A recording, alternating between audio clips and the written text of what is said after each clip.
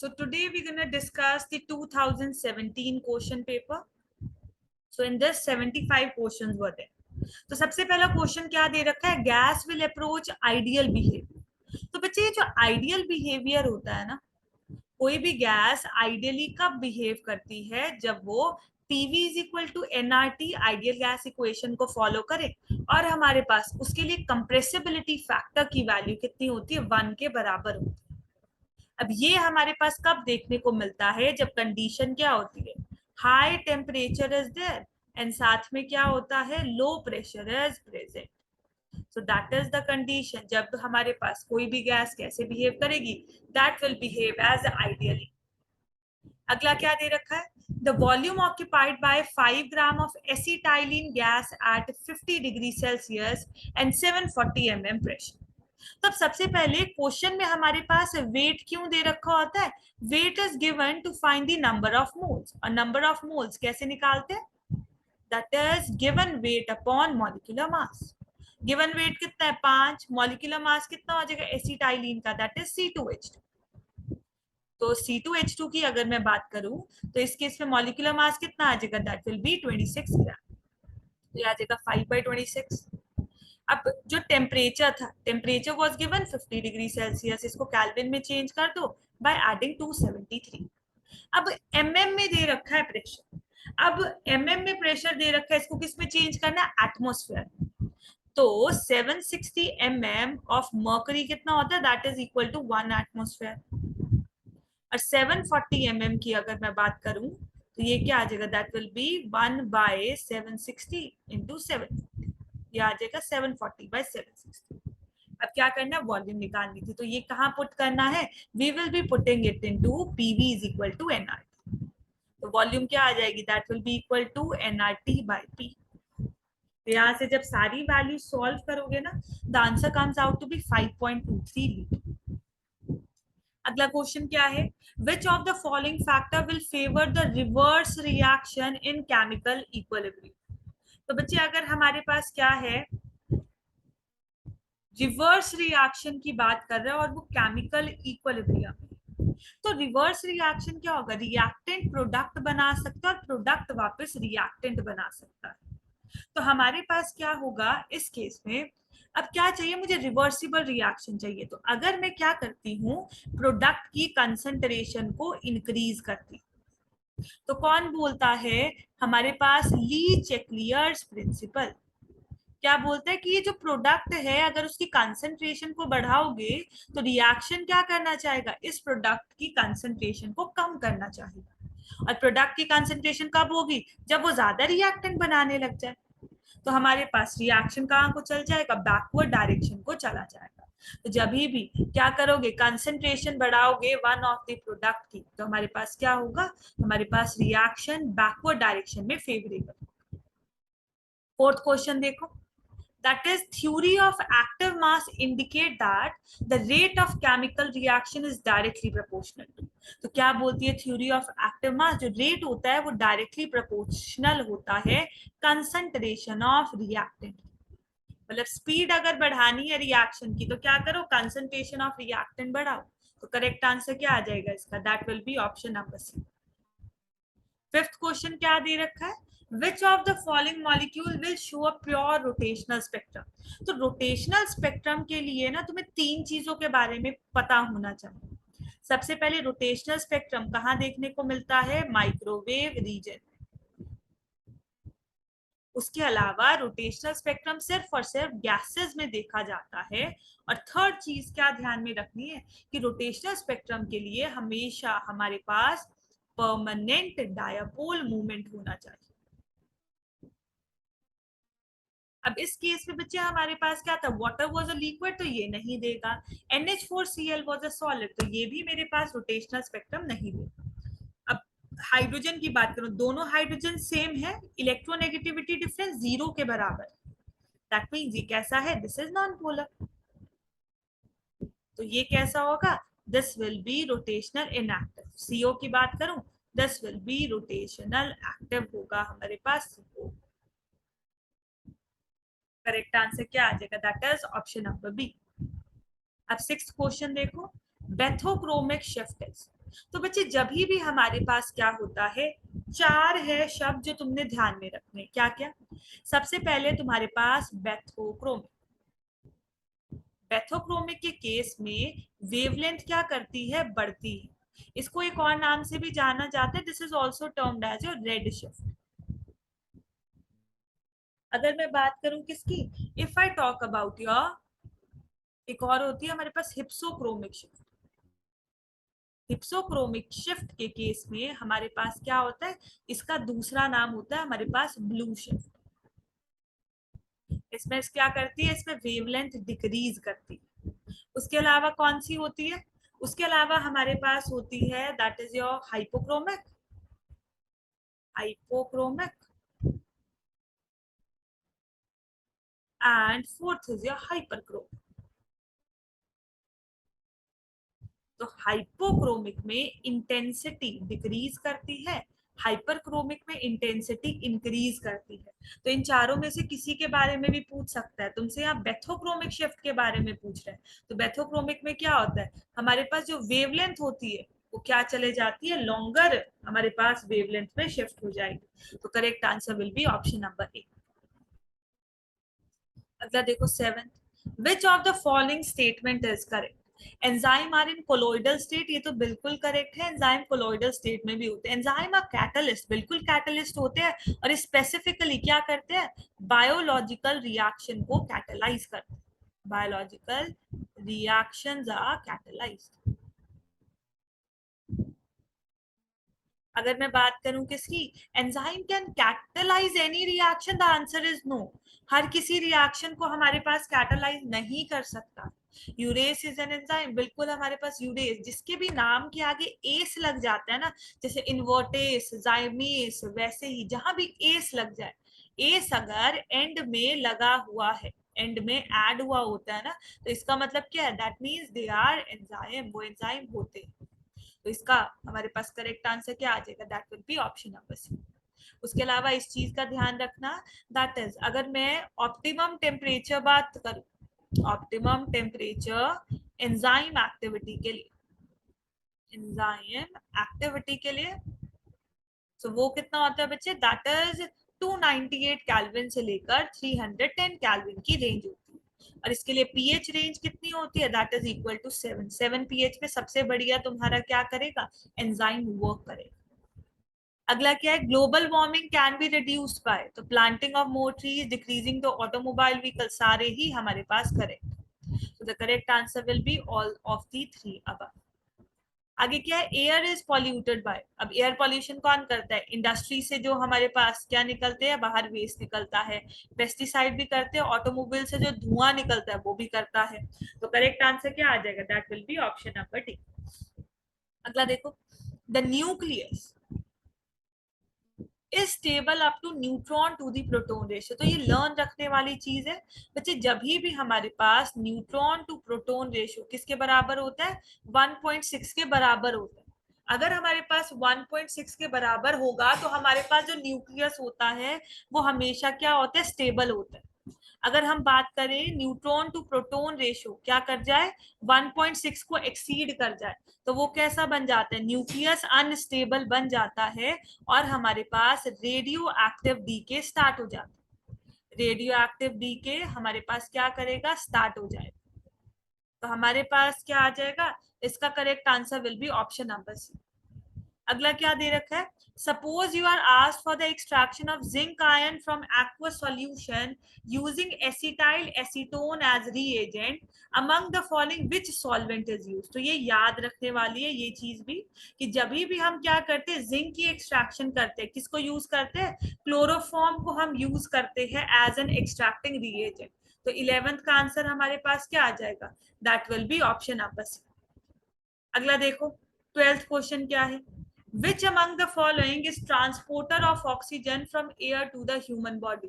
तो हमारे पास क्या होता है, हीमोग्लोबिन जो होता है that behave as a transporter। और अगर मैं मायोग्लोबिन की बात करूं, ये किससे रिलेटेड होता है, मायोग्लोबिन जो होता है वो स्टोरेज करता है ऑक्सीजन, और मायोग्लोबिन के साथ ऑक्सीजन जो होता है वो स्ट्रांगली बॉन्डेड होता है। ऑक्सीजन इज स्ट्रॉन्गली बॉन्डेड, और हीमोग्लोबिन के साथ क्या होता है, ऑक्सीजन जो होता है दैट इज वीकली बॉन्डेड। तो हमारे पास करेक्ट आंसर क्या आ जाएगा, कौन है transporter of oxygen, that is your haemoglobin. अगला क्या दे रखा है, the CFSE energy of complex K3FeCN6 के लिए हमने CFSE निकालनी। तो सबसे पहले क्या निकालना पड़ता है, मेटल पे क्या ऑक्सीडेशन स्टेट है, तो क्या आ जाएगा FeCN6। इसको जब ब्रेक करूंगी तो ये क्या देगा 3K प्लस प्लस, यहाँ क्या आ जाएगा 3 माइनस आ जाएगा। तो X साइनाइड पे माइनस का charge -6 equal to -3, X is equal to +3 आ जाएगा। अब अगर आयरन की बात करूं, आयरन का एटॉमिक 26 होता है, तो कॉन्फ़िगरेशन क्या आ जाएगा, आर्गन 18 4s2 3d6। और अगर मैं बात करूं आयरन +3 की, तो कॉन्फ़िगरेशन क्या आ जाएगा, that will B D5, 3 electron निकल जाएंगे, कॉन्फ़िगरेशन विल बी D5। अब साइनाइड क्या है बच्चे, साइनाइड जो होता है, cyanide is a strong field ligand, और जो भी स्ट्रॉन्ग फील्ड लिगेंड होता है वो क्या करवाता है, वो पेयरिंग करवाता है, और पेयरिंग की वजह से हमारे पास क्या होता है, स्पिन हमेशा कम हो जाता है, तो लो स्पिन बनता है कॉम्प्लेक्स। बस अब देख लो, हमारे पास क्या था, D5 था, ऑक्टाहेड्रल स्प्लिटिंग थी क्योंकि 6 हमारे पास साइनाइड थे, तो 1 2 3 4 5 6 पेयरिंग हो गई।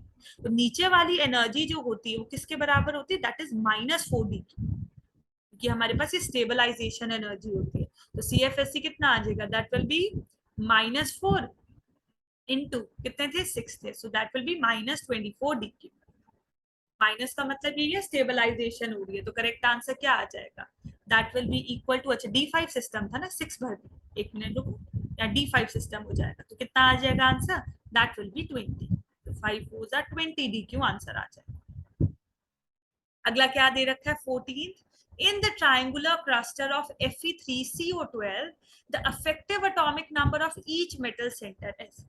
अब ट्रायंगुलर क्लस्टर Fe3CO12 में ध्यान रखना, यहाँ 2 CO ब्रिजिंग होते हैं, 2 CO ब्रिजिंग पोजीशन पे होते हैं, तो स्ट्रक्चर कुछ ऐसा होता है, ये आ गया 3 आयरन, ये मेटल मेटल बॉन्ड से कनेक्टेड होते हैं, और 2 ब्रिजिंग CO हमारे पास प्रेजेंट होते हैं। अब कितने बचे, 2, टोटल 10 बचे, तो कैसे असाइन करोगे, 1 2 3, 1 2 3, और बीच वाले को कितने मिल जाएंगे, 4 मिल जाएंगे। अब तुम कोई भी मेटल सेंटर पे क्या करो, EAN निकाल लो। EAN क्या बोलते हैं कि जो आयरन के इलेक्ट्रॉन है, कितने थे आयरन के पास 26 इलेक्ट्रॉन। CO जो कहा है, ये टर्मिनल पोजीशन पे 3 थे, टर्मिनल CO कितने देते हैं, 2 इलेक्ट्रॉन, टोटल कितने थे 3, तो 6 इलेक्ट्रॉन यहाँ से आ गए। उसके अलावा जो ब्रिजिंग है, ब्रिजिंग से कितने आएंगे, 2, ब्रिजिंग CO कितने देंगे, bridging CO will give you 2। उसके अलावा हमारे पास क्या थे, आयरन, आयरन के साथ मेटल मेटल बॉन्ड भी था, यहाँ से भी 2 इलेक्ट्रॉन आए, तो हमारे पास जो मेटल मेटल बॉन्ड होगा ना, मेटल मेटल बॉन्ड से भी 2 इलेक्ट्रॉन आए, टोटल इलेक्ट्रॉन कितना आ गया, that is equal to 36 electrons. Correct answer क्या आ जाएगा, that will be your option number C. आगे क्या दे रखा है, that is your colour of gadolinium ion. Now gadolinium ion is very important, normal तुमसे गैडोलिनियम की भी कॉन्फ़िगरेशन पूछ सकते हैं, तो गैडोलिनियम एक F ब्लॉक एलिमेंट है जिसके बारे में तुम्हें पहले तो यही पता होना चाहिए। और बच्चे अगर मैं गैडोलिनियम की बात करूँ ना, तो गैडोलिनियम की जो हमारे पास कॉन्फ़िगरेशन होती है, that is what, that is xenon 4f7 5d1 6s2, ये था। अब अगर मैं बात करूं किसकी, गैडोलिनियम 3+ की, तो कॉन्फ़िगरेशन क्या हो जाएगी, 2 और 1, ये यहां से बाहर निकल जाएगा, 4f7 आ जाएगा। अब ये क्या है, this is a stable configuration, stable configuration है तो इलेक्ट्रॉन एक्साइटेशन नहीं दिखाता है। इनफैक्ट गैडोलिनियम जो होता है, due to its stable configuration, it is colourless, उसका कोई भी हमारे पास कलर नहीं होता है। अब 16th क्वेश्चन देखो, when air is passed through an aqueous solution of COF2 in presence of fluoride ion, it is expected to form। अब सबसे पहले बच्चे जब भी हम COF2 की बात करूं, जो भी कॉम्प्लेक्सेस दे रखे हैं उसमें कोबाल्ट की ऑक्सीडेशन स्टेट चेक करो। x-4 is equal to -1, that is +3 आ रहा है। इधर देख लो x-5 इज इक्वल टू -2, यहाँ भी ऑक्सीडेशन स्टेट +3 की आ रही है। इधर चेक करो x-8 इक्वल टू -5, यहाँ भी ऑक्सीडेशन स्टेट आ रही है +3। अब याद रखना कि जब भी हमारे पास क्या होता है, जब भी हमारे पास कोबाल्ट +3 होता है, कोबाल्ट +3 हमेशा क्या शो करता है, कोऑर्डिनेशन नंबर 6 का। मतलब उसके अराउंड क्या होने चाहिए, उसके around 6 ligands should be present, 6 ligands should be present। और अगर 6 लिगेंड प्रेजेंट होने चाहिए, यहाँ तो कितने हैं, ऐसे कोई भी हमें ऑप्शन नहीं मिला, चेक करो। इस केस में 4 लिगेंड्स थे, इस केस में 5, इस केस में 8, तो करेक्ट आंसर क्या आ जाएगा, that will be your none of the above. अगला क्या है, the catenation is best formed by. तो बच्चे कैटिनेशन क्या होता है, catenation means tendency to form long chains, tendency to form long chain हो सकती है, ब्रांच चेन होती है, जैसे मर्जी हो सकती है, पर सेल्फ लिंकिंग प्रॉपर्टी याद रखो करो। कैटिनेशन का मतलब क्या, this is a self linking property. और ये बेस्ट कौन शो करता है बच्चे, that is best shown by carbon, तभी तो ऑर्गेनिक केमिस्ट्री पढ़ते हैं। तो करेक्ट आंसर क्या आ जाएगा, that will be option number A. अगला क्वेश्चन है the chemical formula of plaster of Paris. ये काफी बार क्वेश्चन पूछा जाता है। तो सबसे पहले प्लास्टर ऑफ पेरिस अगर बनाना है ना, तो इसको हम कहाँ से बनाते हैं, it is made from gypsum. Gypsum क्या होता है, दैट इज CaSO4.2H2O। जब हम इसको हीट करते हैं तो व्हाट वी गेट, इस केस में हमारे पास POP ऑब्टेन होगा, और POP का फॉर्मूला CaSO4.5H2O होगा। तो करेक्ट आंसर क्या आ जाएगा, that will be option number A. 19th क्या है, ozone in the upper atmosphere absorbs harmful.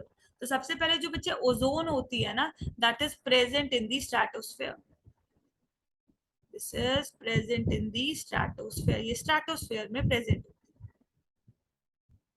दूसरी चीज, स्ट्रेटोस्फेयर में तो है, क्या काम है इसका, यूवी रेडिएशन को एब्जॉर्ब करता है।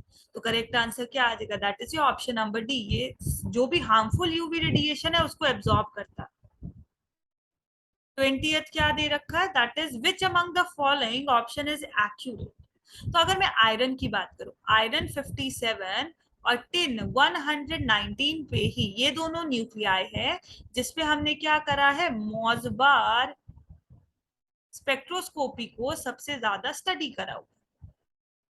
तो करेक्ट आंसर क्या आ जाएगा, that will be option number B, iron 57 Mossbauer spectrum show करता है। आगे क्या है, which among the following metal ion is expected to show ESR signal.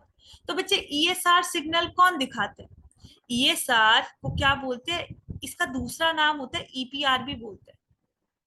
इसका फुल फॉर्म है electron paramagnetic resonance, paramagnetic resonance. और ESR का नाम क्या है, that is your electron spin resonance. तो अगर मैं बात करूं किसकी, इसमें हमारे पास पैरामैग्नेटिक बोल रहा है, इसका मतलब ESR एक्टिव कौन होता है, ESR एक्टिव वही होगा जिसपे अनपेयर्ड इलेक्ट्रॉन प्रेजेंट हो। तो अनपेयर्ड इलेक्ट्रॉन प्रेजेंट होने वाला ही ESR सिग्नल देगा। तो Zn2+, जिंक का एटॉमिक नंबर होता है 30, कॉन्फ़िगरेशन होगी आर्गोन 18 4s2 3d10। अगर 2 इलेक्ट्रॉन निकालोगे तो भी D10 कॉन्फ़िगरेशन, और D10 कॉन्फ़िगरेशन है तो ऑब्वियस सी बात है, इस केस में सारे के सारे इलेक्ट्रॉन पेयर्ड होंगे, अनपेयर्ड 0 होगा। कॉपर 2+, एटॉमिक नंबर कितना 29, कॉन्फ़िगरेशन क्या होती है आर्गोन 18, कॉपर 2+ की आ जाएगी हमारे पास, दैट इज 4s1 3d10। तो अगर 2 इलेक्ट्रॉन निकालोगे तो कॉन्फ़िगरेशन क्या बन जाती है, कॉन्फ़िगरेशन बिकम्स 3d9। अब 3d9 है तो अनपेड इलेक्ट्रॉन कितना होता है, एक अनपेड इलेक्ट्रॉन होगा। तो करेक्ट आंसर तो ऑप्शन नंबर बी मिलेगा। मैग्नीशियम 2+ की बात करें, 12 इलेक्ट्रॉन खुद के -10, 10 के माइनस कितने करोगे, +2 का चार्ज है, मतलब 2 इलेक्ट्रॉन बाहर को गए, तो कितना आ गया, 10 इलेक्ट्रॉन आ गए। 10 इलेक्ट्रॉन है तो किसकी कॉन्फ़िगरेशन होगी, नियॉन की, तो सारे इलेक्ट्रॉन पेयर। मर्करी 2+, यहाँ भी D10 सिस्टम होता है, यहाँ भी हमारे पास D10 सिस्टम प्रेजेंट होता है, तो सारे के सारे इलेक्ट्रॉन कैसे होंगे, पेयर्ड होंगे, तो ये भी हमारे पास आंसर नहीं हो सकता, तो correct answer will be option number B. अब देखो 22nd question, that is of DMSO dimethyl sulfoxide coordinates to a metal and formed an Adam.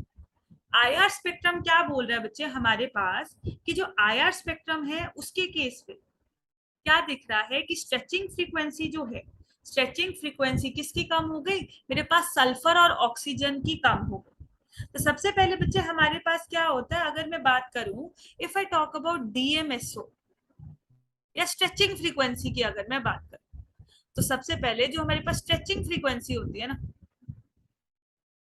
Stretching frequency, stretching frequency जो होती है that is denoted by mu, that is 1/2 pi root K by mu. अब K क्या होता है, K is your force constant, और mu क्या होता है, that is your reduced mass. अब ये जो के है ना, के किसके बारे में बताता है, के जो होता है के बताएगा हमारे पास स्ट्रेंथ ऑफ द बॉन्ड। तो अगर मेरे पास स्ट्रेचिंग फ्रीक्वेंसी डिक्रीज हो रही है, मतलब के वैल्यू डिक्रीज हो रही है, और के वैल्यू के डिक्रीज होने का मतलब क्या है, स्ट्रेंथ ऑफ बॉन्ड डिक्रीज कर रही है, strength of bond is decreasing. तो अब ये कब देखने को मिलेगा बच्चे, अब सबसे पहले DMSO का स्ट्रक्चर क्या होता है, अगर वो पता है तो बड़े आराम से कर सकते हैं। तो देखो, if I talk about DMSO, तो DMSO का स्ट्रक्चर इज लाइक दिस, जैसे कीटोन होता है वैसे ही होता है, बस एक फर्क है सल्फर आ जाता है उसकी जगह, this is a DMSO, dimethyl sulphoxide बोलते हैं इसको, this is dimethyl sulphoxide, this is a DMSO।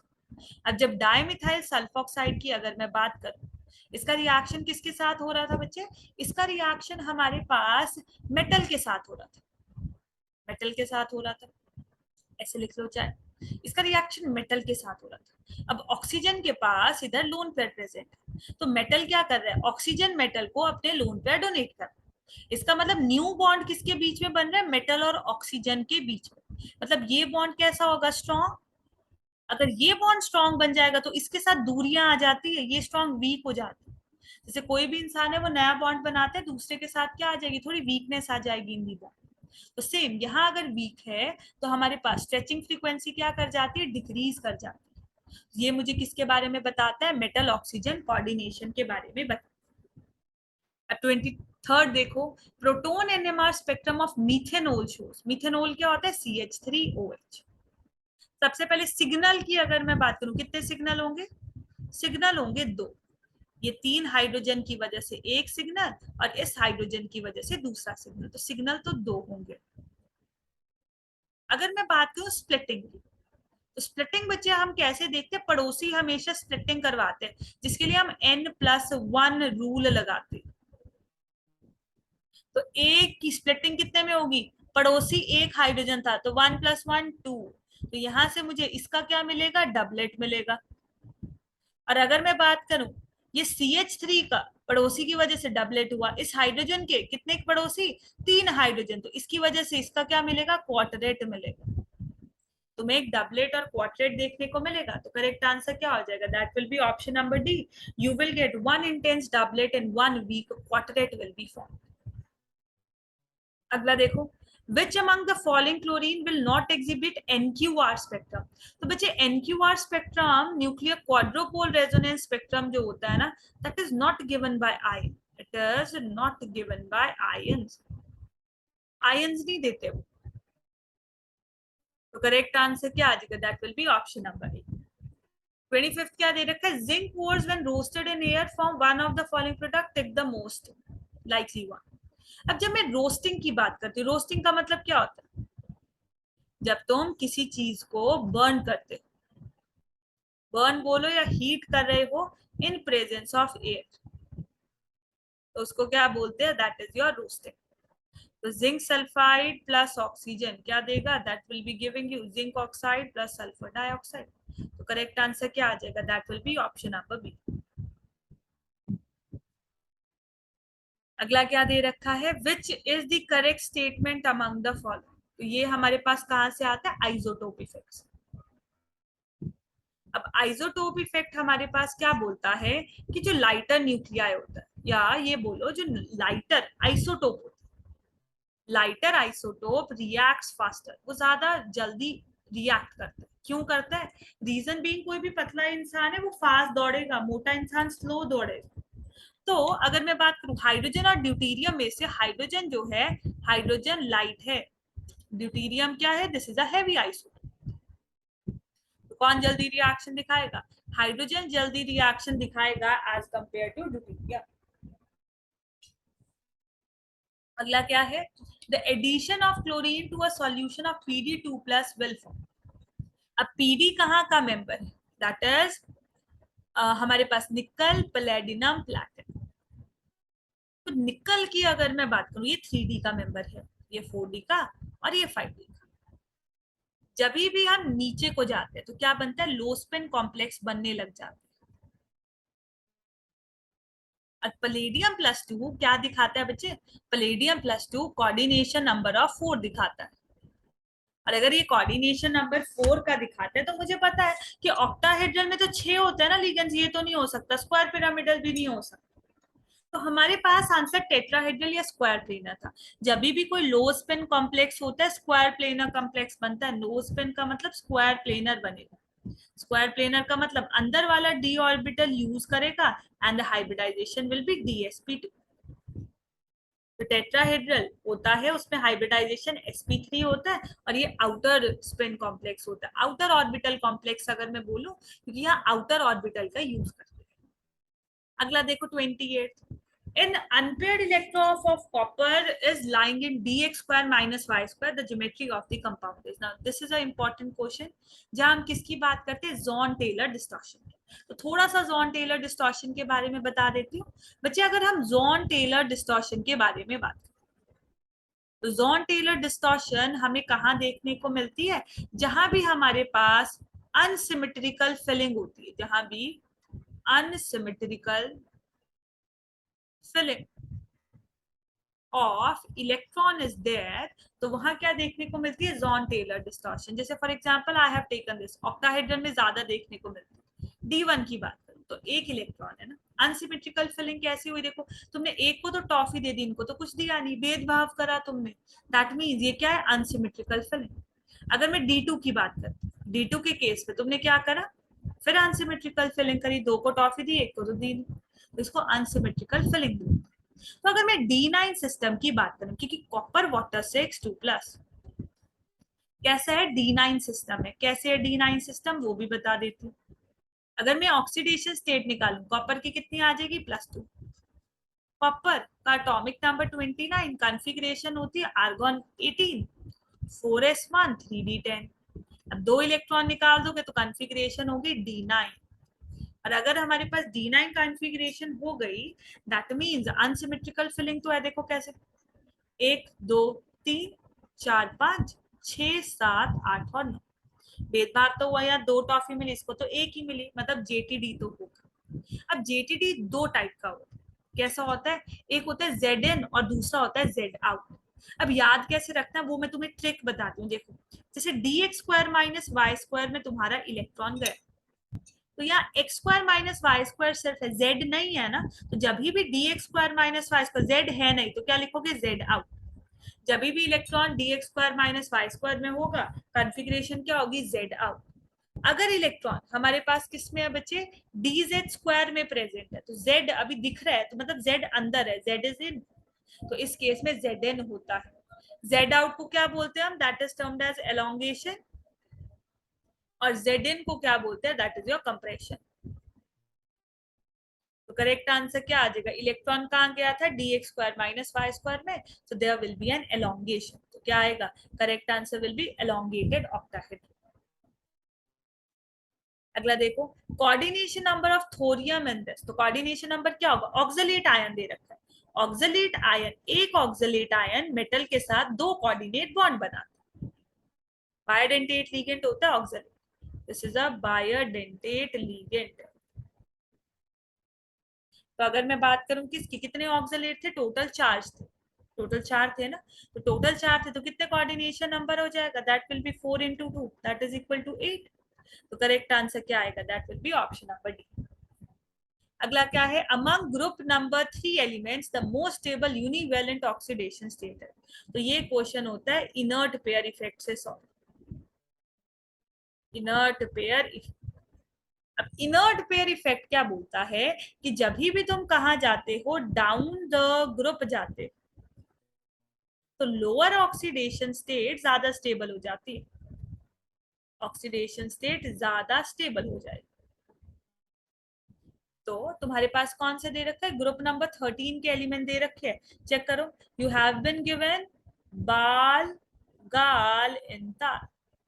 तो नीचे जाने पे किसकी +1 ऑक्सीडेशन स्टेट दिखाएगा? थेलियम +1 ऑक्सीडेशन स्टेट दिखाएगा। तो करेक्ट आंसर क्या आ जाएगा? That is your option number B. आगे देखो, ozone layer is being affected by, कौन अफेक्ट करती है? CFC, oxides of nitrogen from car exhaust and halogen, सारे के सारे करते हैं all of the three above. तो correct answer will be option number D. अगला देखो 37th क्वेश्चन। अब क्या दे रखा है? सिल्वर नाइट्रेट की बात करें तो सिल्वर नाइट्रेट की अगर मैं बात करूं, दैट इज योर AgNO3। इसमें सिल्वर कितना किसमें होगा? +1 ऑक्सीडेशन स्टेट में होगा। और जब भी हमारे पास क्या होगा, सिल्वर जब +1 ऑक्सीडेशन स्टेट में प्रेजेंट होता है, वो क्या दिखाएगा? It will show coordination number of 2। ये याद रखने वाली चीज है। सिल्वर +1 कोऑर्डिनेशन नंबर 2 दिखाता है, कोबाल्ट +3 कोऑर्डिनेशन नंबर 6 दिखाता है। तो यहाँ है 2 अमोनिया इसके साथ ज्वाइंट, यहाँ 4 है, यहाँ 6 है, यहाँ 3 है। तो करेक्ट आंसर क्या आएगा? That will be option number ए। 33 देखो, in an organic compound containing nitrogen is fused with sodium, which salt is formed? तो ऑर्गेनिक कंपाउंड मतलब कार्बन प्रेजेंट होगा, साथ में नाइट्रोजन प्रेजेंट है और सोडियम प्रेजेंट है। तो जब हीट करते हैं ना, ये सोडियम साइनाइड बनाता है। तो correct answer will be option number ए। आगे देखो, which of the following compound can be purified bye steam distillation? अब स्टीम डिस्टिलेशन तब यूज करते हैं, सबसे पहले स्टीम डिस्टिलेशन क्या? Purification method. This is a purification method. और कब स्टीम डिस्टिलेशन को हम यूज करते हैं? जब हमारे पास क्या होता है? बॉइलिंग पॉइंट में डिफरेंस होता है। Boiling point is different difference होता है बॉइलिंग पॉइंट। जब स्टीम डिस्टिलेशन की बात करूं, इसमें से हम किसको करते हैं भाई? क्लोरोबेंजीन को जब भी तुमने प्योरीफाई करना होता है, that is always done by steam distillation. तो करेक्ट आंसर क्या आएगा? That will be option number B. अगला देखो, in the following hybridisation change बताना है। तो मेरे पास दे रखा था CH3CONH2 और साथ में क्या दे रखा था? CH3C ट्रिपल बॉन्ड है। अब मुझे पता है ये कार्बन CH3 यहाँ, यहाँ भी CH3, तो यहाँ तो कोई चेंज नहीं आया। यहाँ ये कार्बन और इस कार्बन में चेंज। तो आप काउंट करो नंबर ऑफ सिग्मा बॉन्ड कितने? 1 2 3, 3 सिग्मा बॉन्ड्स थे। और अगर 3 सिग्मा बॉन्ड्स है तो हाइब्रिडाइजेशन sp2। यहाँ कितने सिग्मा बॉन्ड बना रहे? कार्बन 1 और 2, 2 सिंगल बॉन्ड। और अगर 2 सिंगल बॉन्ड है तो हाइब्रिडाइजेशन क्या? That is sp। Hybridisation will be sp। Correct answer क्या आ जाएगा? जो चेंज होगा that will be from sp2 to sp। तो correct answer will be option number D. अगला देखो, which of the following is the decreasing stability of carbocation? अब carbocation की बात करूं तो ये क्या है बच्चे? एक इलेक्ट्रॉन डेफिशिएंट रिएक्शन इंटरमीडिएट होता है। इलेक्ट्रॉन की कमी होती है इसके पास, और ये क्या करता है? रिएक्शन के बीच में बनता है। This is a reaction intermediate.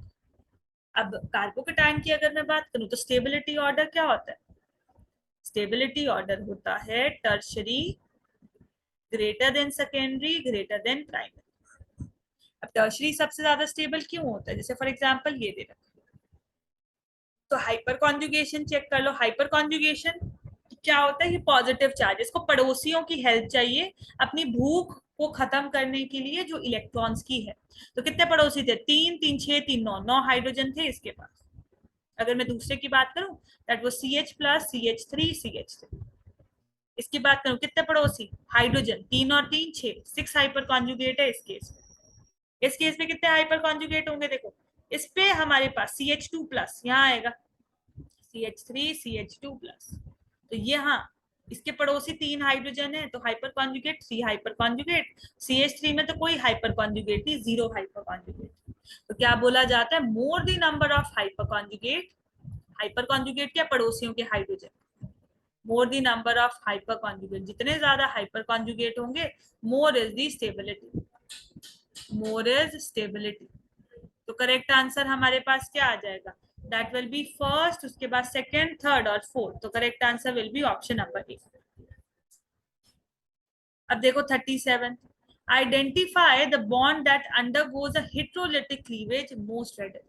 अब हेटेरोलिटिक क्लीवेज में हमारे पास क्या होता है बच्चे, जनरेशन ऑफ आयन होता है, आयन जनरेट होते हैं हेटेरोलिटिक क्लीवेज। अब जब भी हेटेरोलिटिक क्लीवेज की मैं बात करूं तो यहाँ हमारे पास क्या होगा, जिसमें इलेक्ट्रोनेगेटिविटी डिफरेंस मैक्सिमम होगा, जहां इलेक्ट्रोनेगेटिविटी डिफरेंस जो था वो मैक्सिमम होगा, तो उस केस पे हेटेरोलिटिक क्लीवेज सबसे जल्दी होगा।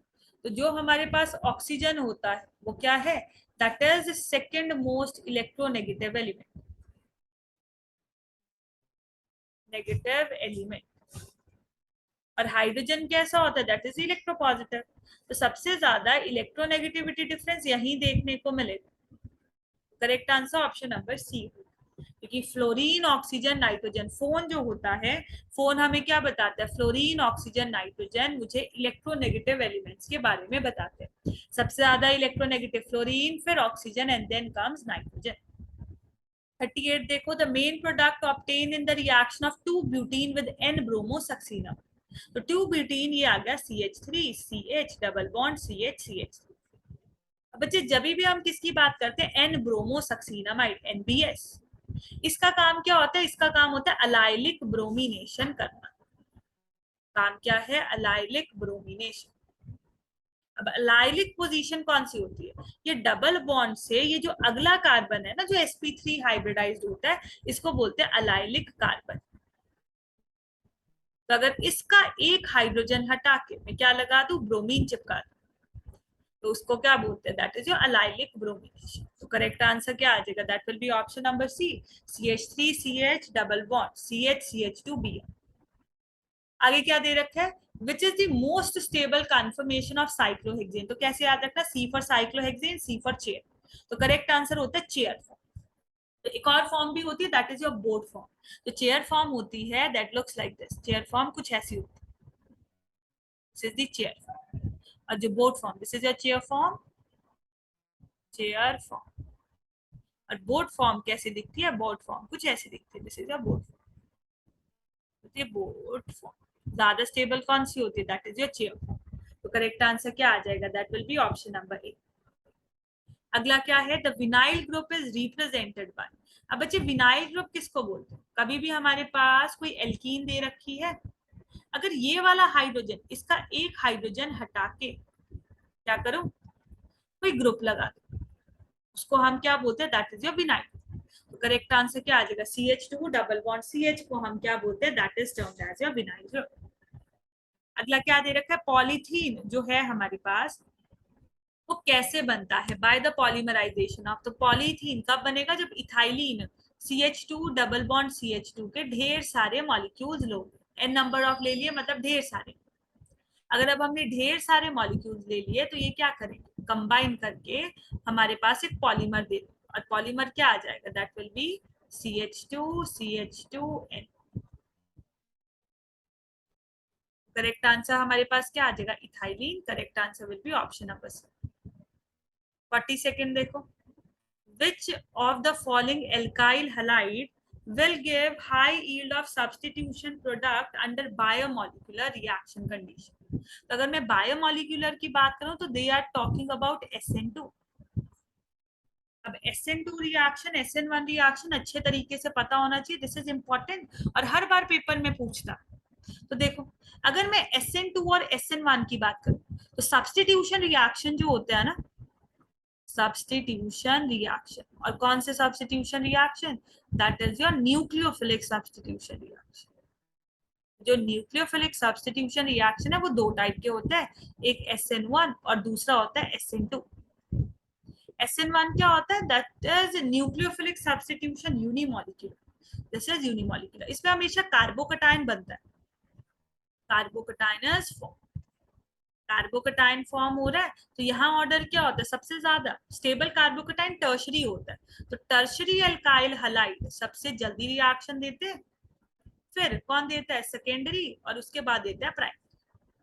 SN2 की बात करूं तो यहाँ क्या बनता है बच्चे, ट्रांजिशन स्टेट बनती है, बीच में एक स्टेट बनती है बस, कोई इंटरमीडिएट नहीं फॉर्म होती। और यहाँ हमारे पास बल्कीनेस के बेसिस पे आंसर आता है, तो प्राइमरी सबसे कम बल्कि होता है, तो यहाँ ऑर्डर क्या होता है, प्राइमरी सेकेंडरी टर्शरी रिएक्टिविटी का ऑर्डर होता है एल्काइल हलाइड का।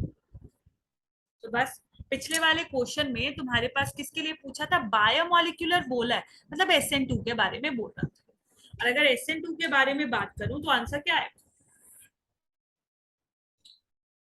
तो प्राइमरी अल्काइल हलाइड होगा, वो सबसे जल्दी रिएक्शन शो करेगा।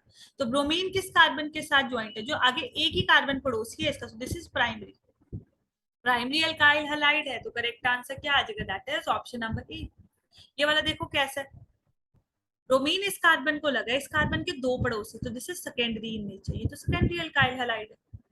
इसको चेक करो, इसमें हमारे पास ये जो कार्बन, ये कार्बन कैसे नेचर का है, तो देखो यहाँ CH2 है या CH3 है, इसका मतलब हमारे पास इसका नेचर कैसा है, ये कुछ ऐसा दिखेगा, C वाला, CH3 CH2 CH CH3 CH2Br।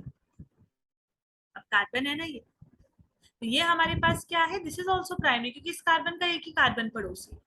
But क्या फर्क है, अब देखो ये जैसी ब्रांचिंग होने लग जाती है ये बल्की हो जाता है, this becomes bulky. Straight chain तो बिल्कुल सीधा, ये कम बल्की होता है। Correct answer option number A ही आएगा। इसकी बात करूं, this is a tertiary carbon, हमारे पास टर्शरी अल्काइल हैलाइड है, तो correct answer will be option number A. 43 देखो, what is the major product obtained in the reaction of propyl benzene with chlorine in the presence of UV radiation? अब propyl benzene किसको बोलेंगे, this is a propyl benzene, ये benzene, उसमें हमारे पास लग गया CH CH2 CH3 या।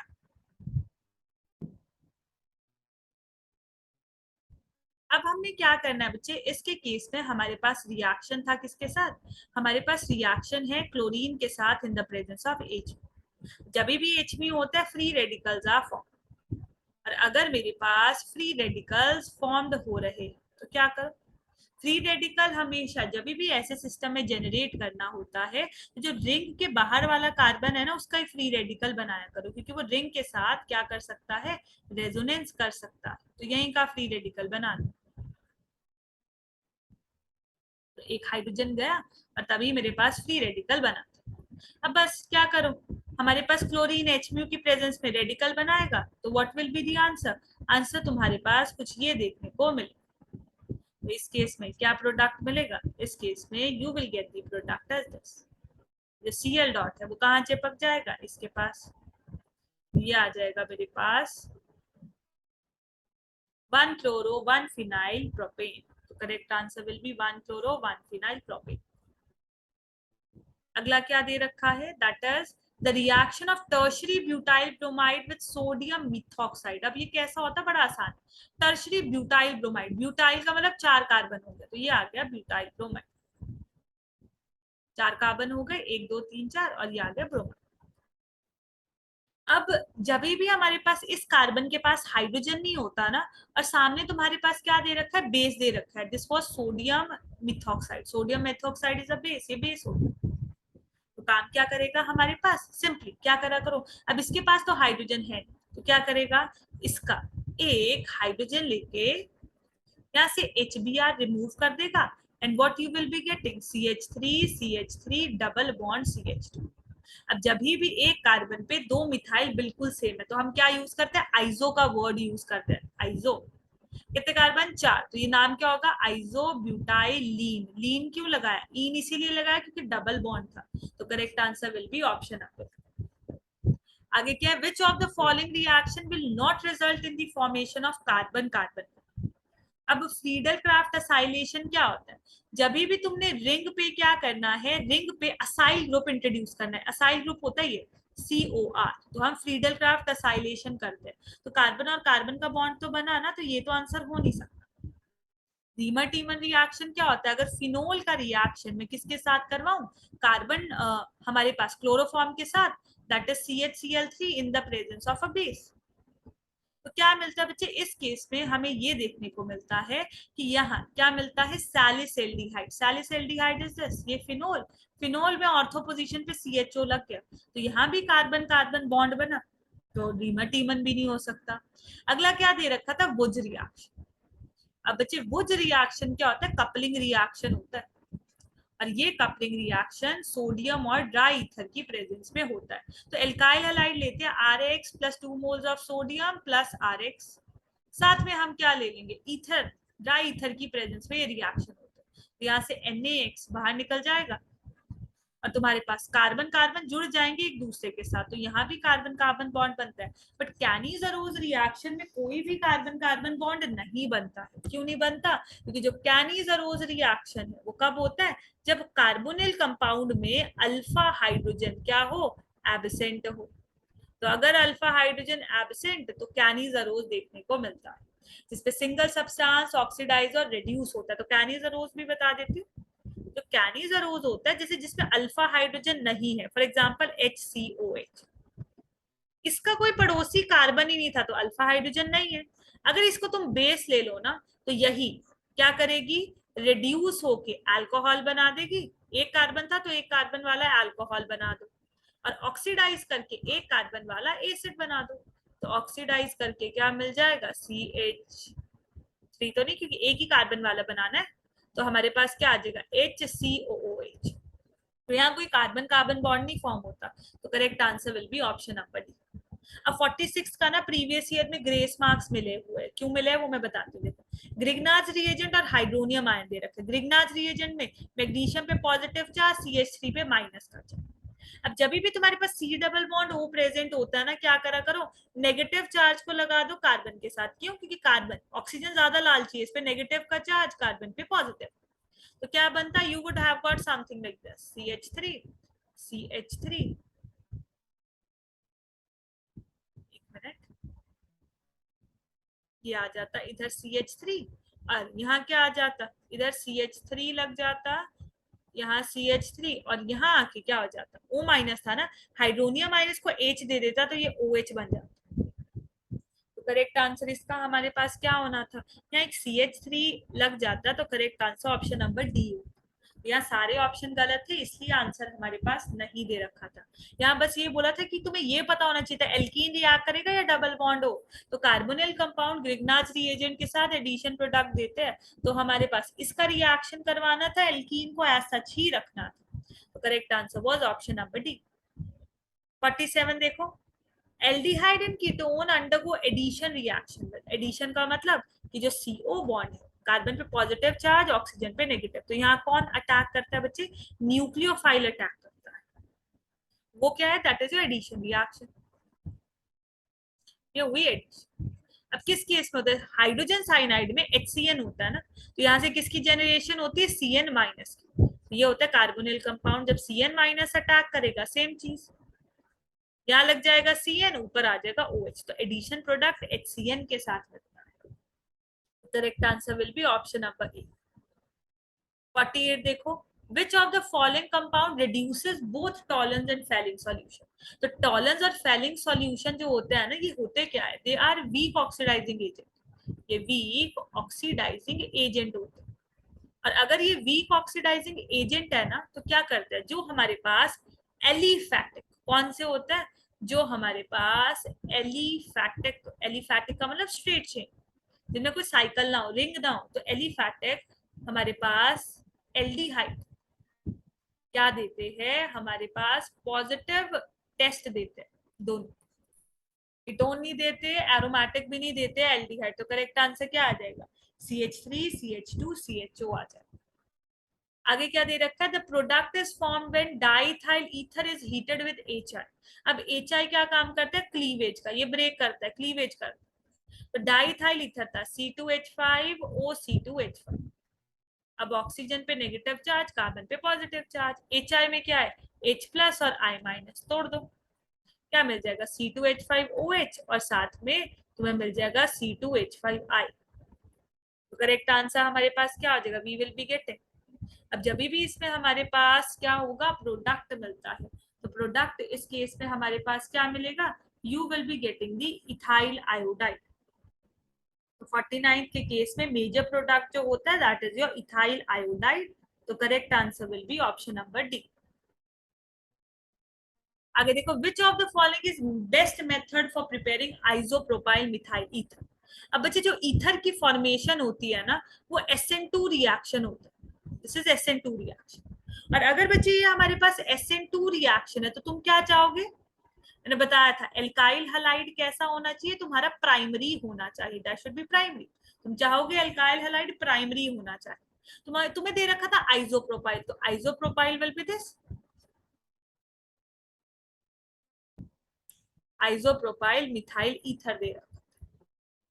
तो इस केस में अब मैंने बोला क्या है, जिसको कम बल्कि है उसको आयोडीन देना, तो यहां से तोड़ो, इसको आयोडीन दे दो। तो हमारे पास क्या आएगा, CH3 ट्वाइस CHO माइनस और साथ में CH3I। Correct answer will be option number C. अच्छा 51 देखो, which of the following reagents will be useful in distinguishing between two following amines। तो हमारे पास एक अमीन दे रखा है that is your 4 methyl aniline. इसमें ये रिंग के साथ रेजोनेंस में जा रहा है ना, तो इसका मतलब ये वीक लुईस बेस है। यहाँ ये लोन पेयर रेजोनेंस में नहीं जा रहा है, तो ये क्या होगा, this will be a strong base comparatively, this will be a strong Lewis base. अब एक स्ट्रॉन्ग लुईस बेस है, एक वीक लुईस बेस। तो अगर तुम कोई वीक एसिड ले लोगे उसके बेसिस पे तुम इसको डिफरेंशिएट कर सकते हो। तो ये यहाँ क्या है, नाइट्रस ऑक्साइड HNO2 की प्रेजेंस में बीटा नेप्थॉल है। तो इन दोनों को डिस्टिंग्विश करने के लिए हम किसका यूज करते हैं, we use nitrous acid and beta naphthol. तो correct answer is option number B. अब नेचुरल सिल्क में नाइट्रोजन प्रेजेंट होता है तो पॉलीअमाइड लिंकेज होती है, polyamide linkage is CONH linkage is polyamide. तो correct answer is option number B. अगला क्या दे रखा है, ये याद रखने वाला है, which of the following is not a copolymer. तो क्रॉस पॉलीमर जो होता है that is not a copolymer.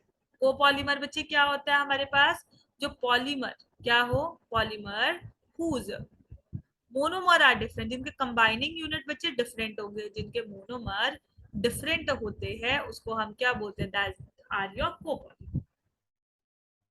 देखो 54th, on hydrolysis of the following which gives only glucose. तो माल्टोज जो होता है वो सिर्फ और सिर्फ ग्लूकोज देता है। सुक्रोज क्या देता है, पानी जैसे डालोगे टूट के तुम्हें क्या देगा, फ्रक्टोज प्लस ग्लूकोज। लैक्टोज क्या देता है बच्चे, ग्लूकोज प्लस गलैक्टोज। गलैक्टोज तो हाइड्रोलाइज करता ही नहीं है, ये सबसे छोटा यूनिट होता है, इसके बाद हाइड्रोलाइज नहीं करता, डज नॉट हाइड्रोलाइज। तो सिर्फ और सिर्फ हमारे पास ग्लूकोज कौन देगा, that will be your option number ए। आगे देखो 55। 55 में हमारे पास क्या दे रखा है, dinucleotide is obtained by joining two nucleotides together by phosphodiester linkage. अब हमारे पास जब भी डीएनए के ना ये दो स्ट्रैंड्स होते हैं, तो इन दो स्ट्रैंड्स में ये कॉम्प्लीमेंट्री होते हैं। अगर यहाँ 5 डैश मिलेगा ना, उसके सामने हमेशा 3 डैश मिलता है। अगर ये हमारे पास क्या है 3 डैश, इसके सामने क्या मिलेगा 5 डैश, कॉम्प्लीमेंट्री होता है। बिल्कुल सेम कभी भी नहीं होता है, तो करेक्ट आंसर क्या आ जाएगा, that will be 5 dash and 3 dash. Correct answer will be option number. अगला देखो, the absolute configuration at the two chiral centre of camphor. तो इसके लिए पेपर में ग्रेस मार्क्स तुम्हें मिला हुआ है 56 के लिए, क्योंकि यहाँ ये फ्रंट में दे रखा है, इधर हाइड्रोजन प्रेजेंट है, हाइड्रोजन की क्या कॉन्फ़िगरेशन होगी, डार्क में या डैश में, उसका पता नहीं है, तो इसलिए हमारे पास इसके लिए ग्रेस मार्क्स तुम्हें दे रखा था। ठीक है, तो वैसे अगर इसको करेंगे तो आंसर 1s और 4s आता है। अगला याद रखने वाला है, हमारे पास क्या दे रखा है, स्ट्रक्चर दे रखा है। सबसे पहला क्या है, अमाइनो एसिड है, NH2COH ग्रुप जिसमें प्रेजेंट होते हैं वो अमाइनो एसिड होते हैं। तो ये क्या है, बेसिक अमाइनो एसिड है, क्यों, क्योंकि NH2 ग्रुप ज्यादा है। This is basic amino acid, क्यों, NH2 ग्रुप ज्यादा है as compare to your acid वाला ग्रुप। तो पहला स्ट्रक्चर किसका, दैट इज फॉर एस्पार्जीन, तो ए और सी तो हट गए। सेकेंड स्ट्रक्चर बच्चे हमारे पास इस केस में किसका है, that is of tryptophan. Second जो है वो हमारे पास क्या है, दैट इज योर ट्रिप्टोफैन। और जो थर्ड स्ट्रक्चर है वो हमारे पास किसका, that is of histidine unit. तो करेक्ट आंसर क्या आएगा, that will be option number D. अगला देखो, लॉ ऑफ रेसिप्रोकल प्रपोर्शन। तो बच्चे जो भी हमारे पास रेसिप्रोकल प्रपोर्शन है, तो लॉ ऑफ रेसिप्रोकल प्रपोर्शन किसको निकालने में यूज होता है, हमारे पास इक्विवेलेंट मास को निकालने में यूज होता है। तो करेक्ट आंसर क्या आएगा, that will be option number B. ठीक है, आगे देखो। अच्छा, लॉ ऑफ डेफिनेट प्रोपोर्शनल बोलता भी क्या है, जैसे मान लो तीन एलिमेंट, ठीक है, तो हमारे पास क्या है, अगर हमारे पास ए बी के साथ कंबाइन करके ए बी बनाए, बी के सी के साथ कंबाइन करके बी सी बनाए, ए सी के साथ कंबाइन करके ए सी बनाए, तो जो इनके वेट होते हैं ना, वेट क्या करते हैं, सिंपल रेशो बियर करते हैं। वेट जो होगा वो क्या करते हैं, सिंपल रेशो बियर करते हैं। तो हमारे पास क्या है, इस केस में हमारे पास this is law of multiple proportion, मतलब जब तुम्हारे पास ढेर सारे कंपाउंड्स बनते हैं, मल्टीपल कंपाउंड, तो उस केस में लॉ ऑफ रेसिप्रोकल प्रोपोर्शन जो होगा दैट इज इम्प्लाइड। तो सिंपल ये याद रखो, law of reciprocal proportion equivalent masses निकालने के यूज। आगे, what will be the number of moles of O2 in 1.0 litre of air containing 21% O2 by volume. तो अगर मैं 21% O2 बाय वॉल्यूम की बात करूं, मुझे पता है मोलर वॉल्यूम 22.4 लीटर में कितना मोल होता है, एक मोल। ये बोले 21% ऑफ 1 लीटर, तो कितना आ जाएगा, 21/100, ये कितना आएगा, 0.21। तो एक मोल का पता है, यस, उसमें कितना था, 22.4 लीटर।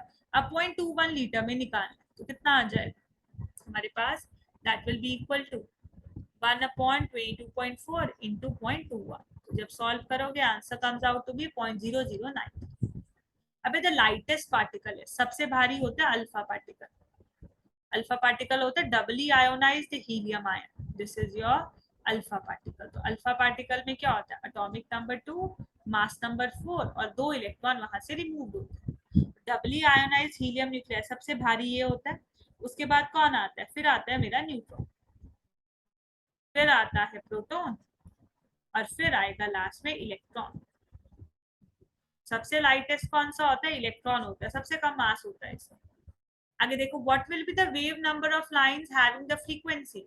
वेव नंबर पूछ रहा है, तो रिलेशन होता है wave number is equal to speed of light into mu is equal to C mu bar. Relationship क्या होता है, mu is equal to C mu bar. Mu is your frequency, C is what, that is your speed of light, और mu bar क्या होता है, that is your wave number. तो direct value डालोगे, you will get your answer. तो जो हमारे पास 61st है, तो 61st का आंसर जो होगा that will come out to be, solve करके देख लेना कितना आएगा, 1.66 इंटू 10⁸ आ जाएगा जब सॉल्व करो।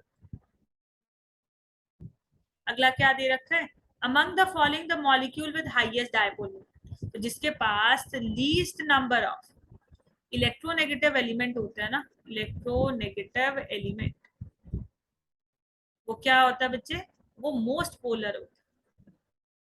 तो किसके पास, हमारे पास Cl सबसे कम था इसके पास। तो करेक्ट आंसर क्या आएगा, ऑप्शन नंबर ए। 64th क्या दे रखा है, फॉर विच रिएक्शन स्पॉन्टेनियस होता है, for spontaneity delta G should be negative. Delta H भी कैसी होनी चाहिए, नेगेटिव होनी चाहिए। गिब्स हैम्बोल्ट्ज इक्वेशन बताती है, डेल्टा जी जो होता है दैट इज, डेल्टा जी होगा वो किसके बराबर होगा, delta H minus T delta S के बराबर। तो डेल्टा जी नेगेटिव कब आएगा, जब डेल्टा एच नेगेटिव, ये पीछे वाली वैल्यू भी negative, negative negative, overall answer will be negative. तो डेल्टा जी और डेल्टा एच दोनों ही नेगेटिव होने चाहिए for a reaction to be spontaneous. अब heat component of a system को क्या बोलते हैं, तो हीट कंपोनेंट को बोलते हैं एंथैल्पी। और हीट कंपोनेंट कब होता है, constant pressure, at constant pressure, तो उसको बोलते हैं enthalpy. This is enthalpy. Correct answer क्या आएगा, ऑप्शन नंबर ए। आगे क्या दे रखा है, the inversion of cane sugar. ये रिएक्शन भाई वाटर इसमें ना एक्सेस में लिया जाता है, और वाटर एक्सेस में लेते हैं तो रेट किस पे डिपेंड करेगा, सिर्फ और सिर्फ हमारे पास सुक्रोज की कंसेंट्रेशन पे। तो ये स्यूडो यूनिमोलिकुलर रिएक्शन होता है, देखने से लगता है कि C12H2 और वाटर दोनों ही हमारे पास फर्क डालेंगे, बट ये सूडो यूनिमोलिकुलर रिएक्शन होता है कि पानी को एक्सेस में लिया जाता है। अगला क्या है, the rate law for a reaction दे रखा है R इज इक्वल टू के, इसको R1 बोल देती हूँ, k A raise to the power n B raise to the power m। अब रेट सेकंड की अगर मैं बात करूं, R2 क्या हो जाएगा बच्चे, हमें बोला है तुमने कंसंट्रेशन ऑफ ए को डबल कर दिया, ये लिख दो इसको भी, और कंसंट्रेशन ऑफ बी को हाफ कर दिया, तो डिवाइड कर लो दोनों को, क्या आ जाएगा answer, 2 raise to the power n minus m। तो correct answer will be option number D. आगे क्या दे रखा है, which of the following is not correct, physical absorption is due to weak van der Waals force, ये बिल्कुल correct है। Physical absorption में हमारे पास क्या होता है, weak force of attraction present होता है, तो physical absorption when der wall forces की वजह से होता है। Chemical absorption decreases with high temperature and low pressure, तो देखो जरा, फिजिकल एब्जॉर्प्शन ना मल्टीलेयर होता है, वीक फोर्सेस है ना, तो ढेर सारी लेयर होती है। फिजिकल एब्जॉर्प्शन क्या होता है, फिजिकल एब्जॉर्प्शन इज मल्टीलेयर। अब जैसे मैं क्या करती हूँ, जैसे मैं टेम्परेचर को बढ़ाती हूँ तो क्या होने लग जाती है, डिसऑप्शन होने लग जाती है, लेयर उड़ जाती है, तो हमारे पास मोनोलेयर बन जाती है। और मोनोलेयर की अगर मैं बात करूँ, मोनोलेयर की तरफ जा रहे हो, this is your chemical absorption. Chemical absorption में हमेशा मोनोलेयर बनती है, तो टेम्परेचर बढ़ने से तो केमिकल एब्जॉर्प्शन फेवर्ड होती है, टेम्परेचर बढ़ने से हमेशा केमिकल एब्जॉर्प्शन क्या होती है, फेवर्ड, एब्जॉर्प्शन फेवर्ड है, ये तो गलत हो गया। तो chemical absorption decreases at high temperature, that is wrong. Physical absorption weak forces है तो आराम से रिवर्स कर सकते हो, केमिकल एब्जॉर्प्शन के लिए स्ट्रॉन्ग फोर्सेस थे तो एनर्जी भी ज्यादा निकलेगी, तो डी भी करेक्ट था, बी इनकरेक्ट। आगे के, gelatin solution is not precipitate by adding NaCl solution, क्यों बच्चे, जेलेटिन क्या है, this is a lyophilic colloid, जो जेलेटिन होता है दैट इज लायोफिलिक कोलोइड, और अगर ये हमारे पास लायोफिलिक कोलोइड है ना तो प्रोटेक्टिव कोलाइड है। अब जैसे ही हम NaCl डालते हैं, ये लायोफिलिक कोलाइड के अराउंड पानी की एक क्या बन जाती है, एक परत बन जाती है, तो वाटर लेयर उसको एनवेलप कर लेती है, तो करेक्ट आंसर क्या आएगा, that will be option number C. आगे क्या है, an example of Frenkel defect, तो जो सिल्वर हेलाइड्स होते हैं ना, सिल्वर हेलाइड्स किसके एग्जाम्पल होते हैं, वो हमारे पास फ्रैंकल डिफेक्ट के एग्जाम्पल होते हैं, तो करेक्ट आंसर क्या आ जाएगा, that will be option number C, A G B R. उसके बाद क्या दे रखा था, metal has FCC crystal structure, तो FCC के लिए रैंक कितना होता है, 4। Length of unit cell, FCC में भाई क्यों होता है 4, क्योंकि कॉन्स्टिट्यूएंट कहाँ प्रेजेंट होते हैं, कॉन्स्टिट्यूएंट्स जो है वो कॉर्नर्स पे और साथ में कहाँ होते हैं, फेस के सेंटर, फेस सेंटर में प्रेजेंट, तो इसलिए रैंक कितना आता है, that comes out to be 4। A value दे रखी है 404, मोलर मास निकालना है, डेंसिटी गिवन है, तो फॉर्मूला लगाओ, रो इज इक्वल टू जमना, तो यहाँ से तुम्हारे पास क्या आ जाएगा, you will get the value of molar mass, तो जब सॉल्व करोगे it comes out to be 27। अगला क्या है, a 6.90 molar KOH solution in water contains 30% by mass of KOH, density कैसे निकालो, तो मोलारिटी का डायरेक्ट रिलेशनशिप होता है, molarity is mass percentage into density into 10 divided by molar mass of the solute, solute क्या है KOH, तो यहाँ KOH लिख दो चाहे, अब बस वैल्यू पुट करो और सॉल्व कर लो, तो मोलारिटी 6.90, मास परसेंटेज का 100 नहीं हटाना, 30 वैल्यू पुट करनी इनटू डेंसिटी इनटू 10, और KOH का मोलर मास कितना आ जाएगा, that will B 39 plus 1 plus 16, so that will be 56। Density को जब सॉल्व करोगे ना, देख लेना इसकी वैल्यू कितनी आएगी, ऐसे 1.288 ग्राम पर ml आ जाएगा, दैट इज ऑप्शन नंबर। 73 क्या दे रखा है, a pair of benzene and टोलीन, अब बेंजीन और टोलीन का ऑलमोस्ट मॉलिक्यूलर मास सेम होता है, जब भी हमारे पास मॉलिक्यूलर मास में ज्यादा फर्क नहीं हो, ऑलमोस्ट सेम मॉलिक्यूलर मास, जब भी ऑलमोस्ट से मॉलिक्यूलर मास देखने को मिले तो वो कैसे बिहेव करते हैं हमारे पास आइडियल सॉल्यूशन की तरह, ये कोई भी डेविएशन नहीं दिखाते हैं रॉल्स लॉ से। करेक्ट आंसर क्या आ जाएगा? Practically no deviation from Raoult's law. अब रॉल्स लॉ होता क्या है, जिन बच्चों को नहीं पता उनको मैं बता दूं कि जो रॉल्स लॉ होता है ना, रॉल्स लॉ बोलता है अगर टोटल प्रेशर निकालना है तो कैसे निकालते हैं? P A nought X A plus P B nought X B, partial pressure of A into mole fraction of A plus partial pressure of B into mole fraction of B करते हैं तो total pressure निकल जाता है।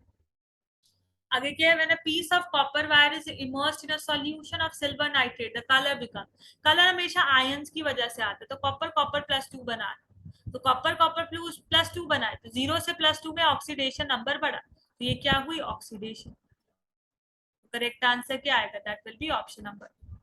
या copper ज्यादा reactive होते हैं सिल्वर से, तो क्या करता है? सिल्वर नाइट्रेट से Ag को बाहर फेंक देते हैं और CuNO3 प्लस Ag प्लस बना देते हैं।